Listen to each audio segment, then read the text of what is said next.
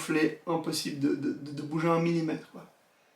Et il me dit, écoute, je me rappellerai toujours, il me dit, écoute Georges, t'aurais mieux fait de te casser une jambe, parce que là, ça va être compliqué, mais on va travailler pour. Moi, dans ma tête, forcément, tu sais, je me suis fait un plan, j'avais un objectif. Du coup, j'avais commandé un Kinetech, c'est un appareil qui vient te livrer chez toi. C'est un peu comme un tube, tu enfiles ta jambe dedans, puis si tu veux, à l'endroit où tu as le genou, sous le genou, il y a une articulation. Donc l'appareil, il est droit, tu mets ta jambe dedans. Tu as une télécommande en fait sur laquelle tu peux augmenter ou diminuer les degrés d'ouverture et de fermeture. C'est-à-dire que là, il est droit. Un exemple, bon, ma main elle n'est pas droite, mais ok. Imagine, ma jambe elle est posée là-dessus. Puis moi, sur ma télécommande, je mets 1 degré. En sachant qu'autour, en fait, tu as des scratchs qui te fixent ta jambe pour pas qu'elle bouge. Donc elle est obligée de faire ce que la machine fait. Et à un moment donné, tu appuies sur la télécommande, ça fait ça. Donc ça te plie la jambe. Puis après, autant ça fait ça, et autant ça te l'ouvre. Parce que moi, ma jambe était bloquée à quelque chose comme ça, on va dire. Donc du coup, il fallait que je travaille dans ça et dans ça. Du coup, j'ai fait venir ça. Et il faut savoir que ce genre de machine, donc c'est une très bonne machine. Par contre, c'est conseillé de faire, je saurais plus vous dire maintenant si c'est 45 minutes ou 1 heure. En fait, c'est très prenant, c'est très fatigant. Le fait de t'es couché, tu ne fais rien. Mais la machine, le fait d'être là tout le temps en mouvement, t'épuise. Mais moi, j'avais qu'une seule volonté. J'avais qu'une seule volonté à ce moment-là, c'était vraiment revenir comme j'étais avant. Pour cela, j'ai fait plusieurs choses. Première chose, c'est que je me suis isolé de tout le monde. Donc je me suis isolé parce que j'en avais besoin. Clairement, je pense qu'il n'y a personne de mieux placé que nous-mêmes pour savoir ce qui est bien pour nous. Et moi, à ce moment-là, sachant que je viens d'une famille latine, j'avais pas besoin d'avoir des gens qui viennent avec un regard, le pauvre, oh mon Dieu, ce genre de choses, ça ne m'aurait vraiment pas aidé. Du coup, je me suis vraiment isolé de ma maman, de mon frère, de pas mal de gens. Parce que voilà, il fallait vraiment que j'aie mon cocon à moi et que personne vienne m'amener de la négativité là-dedans. Et du coup, j'ai commencé avec ce Kinetech et la physio.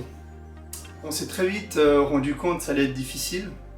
Et on s'est très vite rendu compte qu'en fait, j'avais perdu énormément de masse musculaire. Il y avait une estimation qui avait été faite entre 70 et 75% de la masse musculaire. Donc, je n'arrivais même plus à lever la jambe. J'arrivais juste à bouger la cheville, mais la jambe, oublie. Tu pouvais essayer de contracter n'importe quelle partie de ta jambe, le mollet, la cuisse, n'importe. Il n'y avait rien qui fonctionnait. Et donc, au début, on a travaillé, vraiment, au début, tu travailles ce genre d'accident, de plaie, c'est les adhérences. Donc, les adhérences, c'est quand tu as la peau qui va être collée au muscle, le muscle qui se colle à d'autres choses. Donc, voilà, tu as tout qui se colle un peu ensemble, et du coup, ta peau, elle est censée être élastique pour pouvoir avoir du mouvement, pour pouvoir bouger, surtout à l'endroit de l'articulation. Et quand je voulais articuler, en gros, tout était fixé, quoi, impossible. Donc au début, on travaille beaucoup avec des massages pour essayer de détendre un peu avec le toucher. Après, tu as l'étape du dessus où tu prends des espèces de... une ventouse, en fait. C'est une ventouse que caoutchouc, tu arrives, tu poses sur ta rotule, par exemple. Tu enlèves l'air avant, tu la poses, elle va aspirer la peau. Et ensuite, tu lui fais juste des petits mouvements comme ça, c'est pour aider à décoller aux adhérences. Donc il y a ça. Après, il y avait aussi un espèce de stylo qui vibrait à des fréquences hyper, je sais pas si c'est haut ou bas, mais c'était hyper pointu. Et après, vous verrez, il y a aussi des images, hein, je vais vous les montrer. Des images où tu as un espèce d'aspirateur, puis en fait, il pompe. Je le fais mal, hein. Voilà, c'est mieux comme ça. Puis en fait, il décolle. Et tu vois, t'as cette ventouse, et tu vois, tu te dis, putain, c'est en train de décoller ma peau, c'est en train de décoller ma rotule, c'est en train de décoller quoi. Ça faisait un peu mal, mais il fallait passer par là. Du coup, on a commencé comme ça. Quand on s'est rendu compte qu'il y avait une perte de muscle, on est parti sur l'électrostimulation. Donc l'électrostimulation, c'est mettre ces patchs et puis lancer une fréquence d'électricité dans le muscle pour le faire réagir. Donc je me rappelle très bien, au début, tu pouvais mettre au maximum, tu voyais à peine bouger le muscle. Et du coup, je me suis aussi acheté l'équipement que j'ai mis chez moi. À côté de ça, je voyais déjà avant une ostéopathe, Magali, que je remercie aussi beaucoup, Je me rappellerai toujours la première fois que je suis arrivé parce que moi je vais quasiment tous les 2 mois chez elle parce que voilà, je fais pas mal de choses et j'ai tendance à me démettre un truc ou pas être top donc j'arrive, voilà. Puis elle me voit arriver en béquille, elle me dit mais t'as fait quoi? Donc je lui explique, puis elle me dit écoute, je me rappellerai toujours, écoute, ton physio il s'occupe de ton genou et moi je vais m'occuper de ce qui commande ton genou. Donc elle m'a trouvé un point juste en dessous du nombril où elle a commencé à appuyer, c'était très très dur, je me rappelle très bien. Et elle a commencé à appuyer dessus et à masser, puis en fait ma jambe, à un moment donné, elle s'est tondue. Et j'avais la physio l'après-midi, quand je suis arrivé à la physio, je me rappelle très bien, Léandro m'a dit dis donc t'as fait quoi? Puis je lui ai expliqué, il m'a dit bah alors continue. Et du coup on est parti sur ça, donc physiothérapie avec Léandro, ostéo avec Magali, et puis moi à côté de ça, et ben j'enchaînais à la maison. Quand je vous dis que j'enchaînais à la maison, je vais vous montrer plusieurs vidéos, donc il y aura des vidéos d'électrostimulation, il y aura des vidéos de massage, il y aura des vidéos du Kinetech, voilà, et j'en passe. Moi ce que je faisais, donc on m'avait dit le Kinetech, il faut faire que X temps par jour et tout, et si tu veux j'avais tellement une hargne de revenir très vite. Ma fille était en pleine phase de progression, donc gentiment, elle allait se mettre debout, commencer à marcher, et je voulais l'accompagner dans ce genre de choses, tu vois. Pour moi, ça me tenait hyper à cœur. Et du coup, c'est vite vu. Je me suis pas posé la question s'il fallait faire une demi-heure par jour ou 3/4 d'heure. Moi, c'était non-stop.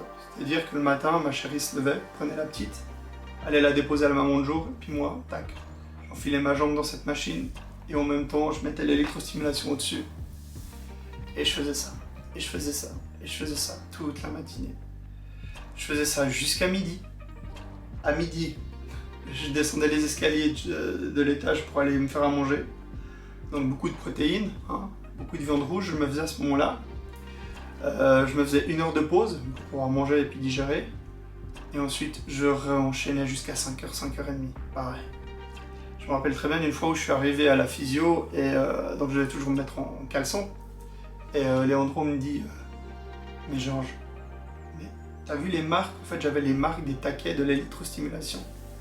Puis il m'a dit ouais mais non tu vas faire qu'une demi-heure et tout. Puis je dis écoute Léandro je m'en fous, c'est esthétique ça. Moi au fond ce que je veux c'est juste remarcher bientôt. Après si j'ai des traces c'est pas grave.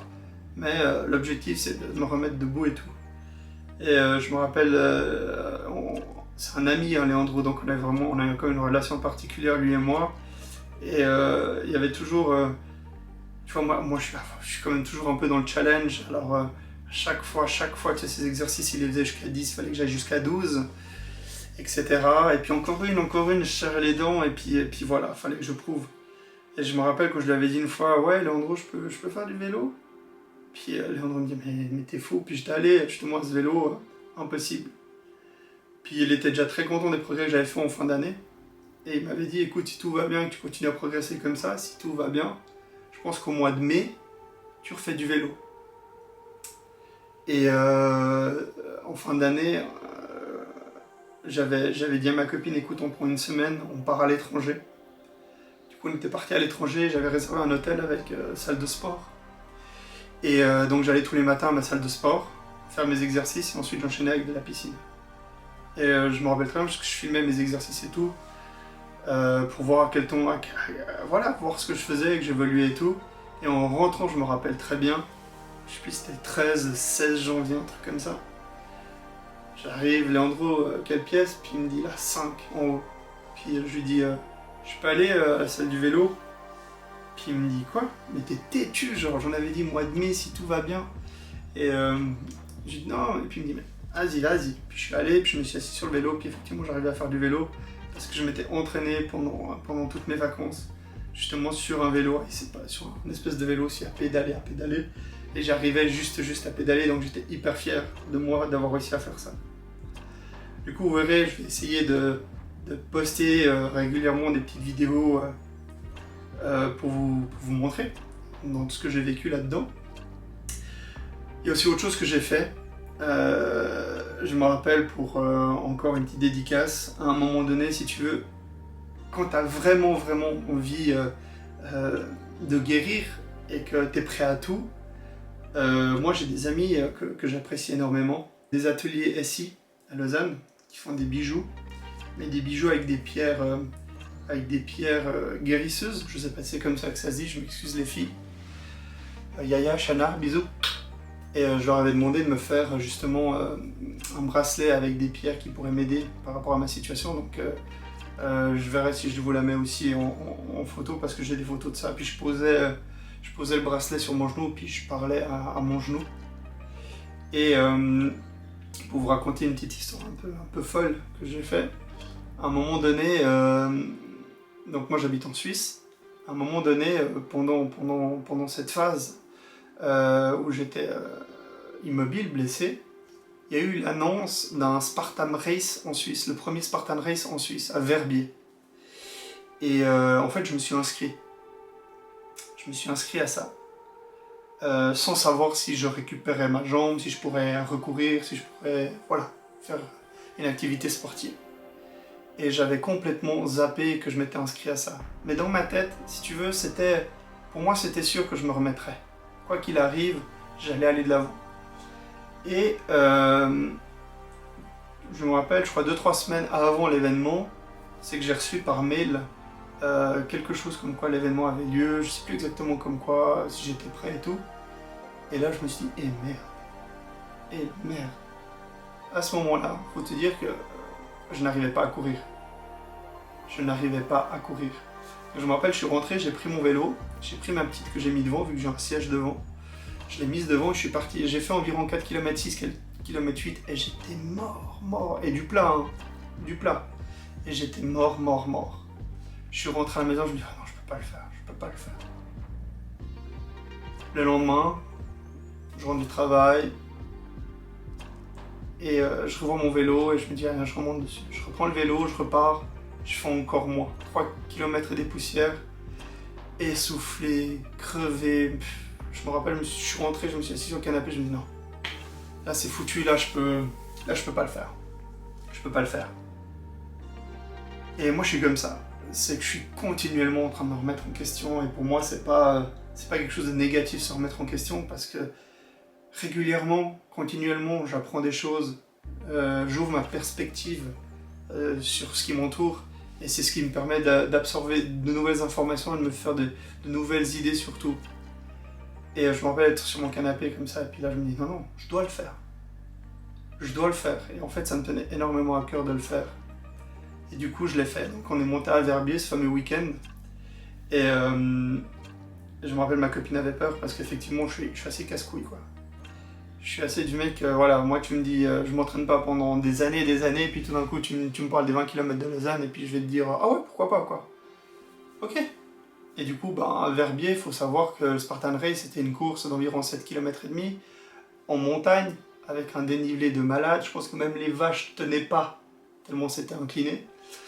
Tu devais grimper les mains et contre la paroi et plus des exercices donc passer sous des barbelés, escalader des parois, traverser des zones avec des sacs de sable, avec des bidons, traverser des rivières, escalader à la corde, traverser, voilà, plein de choses. Et du coup, ma copine n'était pas très serein que je fasse ça. Du coup, je me rappellerai, je vais vous mettre les images, si j'arrive bien sûr. Au départ, le premier truc pour arriver sur la ligne de départ, c'est que tu dois monter sur un mur en bois, puis redescendre de l'autre côté. Je sais pas, peut-être 2 mètres. Déjà là, j'ai galéré. Tu vois, j'avais peur. C'est-à-dire que ma jambe n'était pas encore capable de faire ce que je lui demandais, et en même temps, de l'autre côté, j'avais une jambe qui devait compenser. Donc comment savoir s'il allait durer, s'il allait tenir tout ça. Et c'est là où je suis sur la ligne de départ, et puis coup d'envoi. Et là on part. Et là il y a un truc qui se met en place automatiquement chez moi. Peut-être mon côté compétiteur, je sais pas. C'est le fait de sentir des gens qui me dépassent m'a fait me dépasser moi-même. C'est-à-dire que jusque là j'étais incapable de courir et je me suis mis à courir. Et là je me suis mis à courir. Et très vite je réalise qu'en fait, qu'est-ce que tu es en train de faire? Tu es en train de quoi? Tu veux gagner une course? Non. Jamais de la vie tu gagneras cette course. Et c'est pas l'idée. Par contre l'idée c'est de la finir. Donc calme-toi, ralentis, respire. Donc j'ai réduit ma vitesse et j'ai continué à avancer. Petite dédicace à Romain aussi qui était là, qui a participé à la Spartan Race, qui m'a accompagné pendant un bout. Merci à lui. Et du coup voilà, je continue, je suis dans mon monde, je me focalise, je suis dans ma bulle, je pense qu'à une chose, à tout ce que j'ai traversé pour arriver là aujourd'hui. Et j'enchaîne les exercices. Tout se passe plutôt bien. La jambe ça va, les jambes, je vais plutôt dire les jambes ça va et tout. J'avais décidé au détriment du... En fait, je me suis dit, soit je mets des chaussures neuves, et du coup j'ai un bon grip, soit je mets des chaussures que j'ai l'habitude de mettre pour avoir du confort, pas avoir de cloque, mais j'aurai peut-être un grip moins bon parce qu'ils sont déjà usés. Du coup je suis parti sur un grip, des chaussures neuves. Du coup forcément, hein, j'ai eu des cloques, des monstres cloques, mais rien à foutre. C'était pas grave ça, par rapport à ce que je venais de vivre. Du coup, bon, j'ai continué ma course et tout, et à un moment donné, encore, il fallait que ça m'arrive, il y a une paroi comme ça. Toi, tu arrives devant la paroi, tu attrapes en fait tes prises, à un moment, tu es vraiment en arrière, et à un moment donné, tu dois pousser avec tes jambes pour attraper vraiment le bord de la planche en haut. Mais comme j'avais pas suffisamment de force au niveau de ma jambe droite pour me lancer, et que ma gauche, c'était celle qui était déjà plus tendue, en lançant, j'ai juste eu le major qui est venu attraper le bord. Et en attrapant le bord avec mon poids, qu'est-ce que ça a fait? Clac, clac, clac. Et ouais, je me suis déboîté le doigt, j'étais de l'autre côté. Là, je redescends, et tu avais des contrôleurs qui étaient là pour voir si tu faisais les exercices et tout, ou bien te mettre les pénalités, les burpees en pénalité. Et là, il me regarde, et il voit mon doigt, parce que je le regardais. Et il me regarde et il me dit, ça va? Et moi, comme un gros, clac, comme dans un film, je tire en avant, je le décale, clac. Je dis, ouais, c'est bon. Il me regarde tout choqué, et moi, j'y vais. Malheureusement, ça n'a pas été aussi facile que ça, parce que derrière, j'avais un exercice où je devais prendre une pierre taillée en rond, et il fallait la lever. Et puis au moment où j'ai voulu la lever comme ça avec les doigts, impossible. Donc voilà, j'ai dû faire des burpees. Mais j'ai continué ma course. Tout ça jusqu'à arriver à la ligne d'arrivée. Donc effectivement, j'ai fait 2h37 je crois, même pas dans les derniers, donc c'était super cool. Même pas dans les derniers. J'ai eu beaucoup, là ça remonte, j'ai eu beaucoup d'émotions à la fin de ça. Surtout, vous verrez des photos à la fin. Je fais mon dernier exercice et j'arrive et je cours et je saute par-dessus en fait le petit brasier qui signifie la fin, l'arrivée. Et là j'ai ma chérie qui m'attend et je la serre fort dans mes bras. C'était un moment pour moi hyper intense, chargé d'émotions pour plein de raisons. On avait perdu aussi un de nos proches. Et moi, quand je me mets justement dans ma bulle, mon carburant pour avancer dans la difficulté, je dois trouver qu'est-ce qui m'aide. Je veux dire, moi je suis là, je suis prêt à avancer, mais je dois trouver mon carburant. Et souvent, je vais le piocher chez les gens que j'aime, ou dans la souffrance que j'ai vécue, ou sur ce que j'ai envie de représenter pour ma fille, ma compagne. Et là, il y avait eu beaucoup de choses qui venaient. Et du coup, je me rappelle, j'avais les larmes aux yeux. Et il fallait que j'aille au bout de cette aventure pour boucler la boucle, tout simplement. Il fallait pas que, voilà, ça m'est arrivé, j'ai fait le tour, j'ai guéri, et ok, je peux continuer ma vie comme avant. Et je voulais pas être là, toujours en train de me dire, ouais, j'étais pas bien, je suis bien, qu'est-ce que je vaux finalement, est-ce que je suis capable, pas capable. Non. Une année après, j'ai fait cette Spartan Race, je l'ai fini, je suis content de l'avoir fait, j'espère la refaire.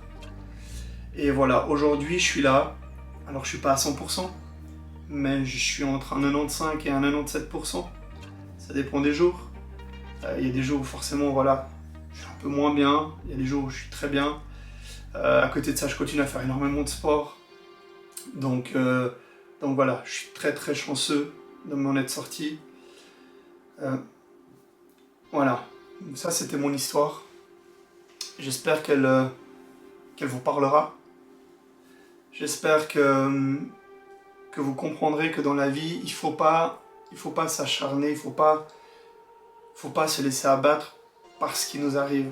Moi j'ai toujours été quelqu'un, on m'a habitué, et une dédicace à un grand monsieur que j'admire énormément aussi, Porfirio. Dans la vie, moi on m'a habitué à, s'il y a une situation et qu'elle est désastreuse à 99%, je me focaliserai que sur le 1% qui reste de positif. Le 1%, même s'il me fait avancer, mais tout doucement, il me fait avancer. Contrairement au reste qui va me tétaniser, qui va me faire du surplace, limite me faire reculer, me renfermer. Donc j'ai toujours eu cette perspective dans ma tête, de toujours me focaliser sur le côté positif. Pendant ma rééducation, je savais, il y a eu des phases où il y a eu une évolution qui arrivait très vite, et tout d'un coup, ça stagnait. Et tu pouvais pas te dire à ce moment-là, ah c'est la fin. Non, ça stagne, mais tu continues. Je pense aussi, juste pour faire une petite parenthèse avant que j'oublie, je pense que ce qui m'a beaucoup aidé, c'est le rapport que j'ai avec la douleur. Alors non, j'aime pas qu'on me tape, non. Mais c'est que la douleur, c'est un signal, c'est une alerte qui est donnée à notre cerveau pour dire attention. C'est un signal qu'il faut écouter, qu'il faut respecter. Par contre, ce signal-là, c'est juste un attention. Ça ne veut pas dire stop. Et c'est pour ça que dans tous mes exercices, dans tout ce que je faisais pour justement récupérer ma jambe, j'arrivais au signal, aïe, et j'allais toujours un petit peu à l'intérieur, mais toujours en respectant, jamais brusquement, toujours gentiment, et ainsi de suite. C'est ce qui a fait que j'ai pu progresser. C'est ce qui a fait que, avec ma détermination, et sans oublier l'objectif que j'avais en tête, que j'ai pu aujourd'hui vous faire cette vidéo. Alors, je ne vais pas vous faire un burpees d'à par terre, mais vous pourrez regarder des autres vidéos qu'il y a sur ma chaîne. Vous verrez, oui, je fais plein d'activités maintenant et j'ai aucun problème avec ça. Du coup, voilà. J'espère que cette vidéo vous aura plu. J'espère que vous avez passé un bon moment. Si vous avez des questions, n'hésitez pas. Maintenant, j'ai une demande à vous faire. On est en période de fête. Vous voyez, hein, le plus beau cadeau que vous pourriez me faire, c'est vous abonner à ma chaîne YouTube, appuyer sur la petite cloche de notification, me lâcher un petit commentaire en me souhaitant joyeuses fêtes. Et voilà, pendant cette période difficile de Covid, je pense à toutes ces personnes âgées qui sont dans un milieu hospitalier et puis qu'on ne peut pas aller visiter. Je pense à tous ces gens qui ont perdu leurs proches à cause ou pendant cette période-là. Alors je n'ai qu'une chose à dire, prenez soin de vous et soyez à l'écoute des autres. Et j'espère que tout ira mieux. Et je vous souhaite une bonne année 2021. Et à tout bientôt. C'était le Wolf.